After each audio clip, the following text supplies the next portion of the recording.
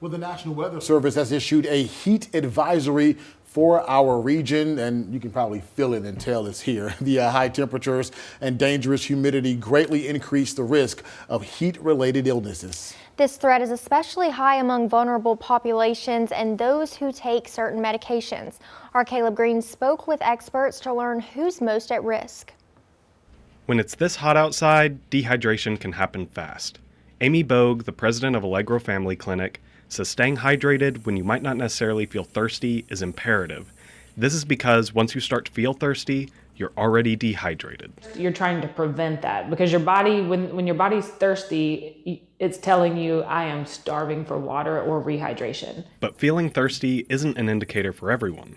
That's because some medications can reduce the sensation of thirst, like diuretics and opiates, and plenty of other medications can greatly reduce a person's tolerance to heat. Let's say that you've had an issue of constipation and you've been taking a laxative, and that can, in and of itself, can dehydrate you. So then you add the heat component on top of it, and you could go into just complications due to all of that at once. We want to think about drugs that are going to cause us to lose fluid from our body, such as diuretics can do that, removing fluid from the body. Therefore, we're going to get dehydrated. So we want to be sure that if we're taking something like that, that we are keeping plenty of fluid intake. Also, beta blockers, any drug like that that's going to increase the heart rate, reduce circulation, that's going to prevent you from cooling. Non-steroidal anti-inflammatory drugs, or NSAIDs, can also decrease heat tolerance.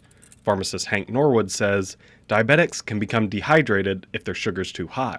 They also want to look out for drugs such as antihistamines, Benadryl. Common, people take that all the time. Out there working in the yard, something stings you, you take the Benadryl. Well, that's going to reduce your body's ability to sweat. The body's not able to cool down. The sweat's not coming out. We don't. That's why God gave us those sweat glands to sweat this out to help keep our bodies cool. So obviously, the heat stroke is going to be a big problem there. Bogue says if someone's drinking caffeine or alcohol, they should double their water intake for every caffeinated or alcoholic drink that they consume. If you are taking certain medications, you may want to avoid outside during certain parts of the day, or just being really diligent about rehydrating on certain medications for sure. Bogue says during this weather, it's important to check on elderly populations who often take multiple medications and are at higher risk for heat-related illness.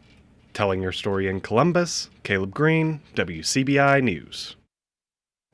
Bogue says if you plan to be in the heat for extended periods of time, to consult a healthcare professional or pharmacist about how your medications may affect your ability to regulate temperature. Extreme heat can also affect the viability of many medications.